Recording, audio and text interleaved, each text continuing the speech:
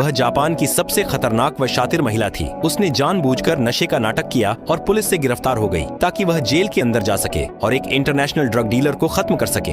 Guard ने उसे नशा उतारने वाला ड्रिंक दिया, सेल की जांच की और फिर जाने के लिए मुड़ा। जैसे ही रोशनी कम हुई, उसने आंखें खोली, उठी और अपनी हेयर पिन निकाली। उसने अपना विग हटाया और उसके नीचे छिपी हुई नाइट मिशन की ड्रेस निकाली। आखिर में उसने आसानी से हेयर पिन से जेल का ताला खोल लिया। गार्ड मॉनिटरिंग रूम में वापस गया और अखबार पढ़ने लगा। उसे पता भी नहीं चला कि उसने धीरे से कैमरे का रुख दूसरी तरफ कर दिया था। उसने नशा उतारने वाले ड्रिंक के साथ मिला मेटल का चम्मच लिया, वाटर कूलर के पास गई, एक कप उठाया और उसे आधा भर लिया। आखिर में वह चुपके से बिजली घर में चली गई। उसने फ्यूज बॉक्स में चम्मच डाला, कप में छेद किया, उसे चम्मच के ऊपर रखा और 30 सेकंड का टाइमर सेट किया। उसने वेंटिलेशन डक्ट खोला, चम्मच पर पानी टपकने लगा। वह सेक्टर से सेक्टर बी की ओर जाने वाले एग्जॉस्ट फैन तक गई। चम्मच पर पानी जमा होने लगा। अपनी घड़ी को देखते हुए उसने टाइमर शुरू किया। अगले ही पल लाइट की सप्लाई पूरी तरह से बंद हो गई। जैसे ही ऑफिसर जांच के लिए दौड़े, फैन के रुकते ही वह बीच की जगह से निकल गई। अफसर बिजली घर में गए और डिस्ट्रीब्यूशन बॉक्स खोला, लेकिन उसका सिर अभी भी फैन के पीछे था। अफसर ने बिजली चालू की। जैसे फैन घुमा, तब तक वह आसानी से निकल गई। अफसरों ने बिना किसी शक के कप उठाया और उसे कचरे में फेंक दिया। उसने बाथरूम का वेंटिलेशन डक्ट खोला, दरवाजा धकेला और धीरे धीरे जॉन बा के गार्ड के पास पहुंची। जैसे ही वह मुड़ा, उसने उसे बेहोश कर दिया। बेहोश गार्ड का इस्तेमाल करके उसने मॉनिटरिंग रूम को चकमा दिया और सेक्टर बी का गेट खोल दिया। अफसर फर्श पर बेहोश पड़ा था। उसने उसकी पिस्तौल उठाई और बड़े ड्रग डीलर की कोठरी का दरवाजा खोल दिया।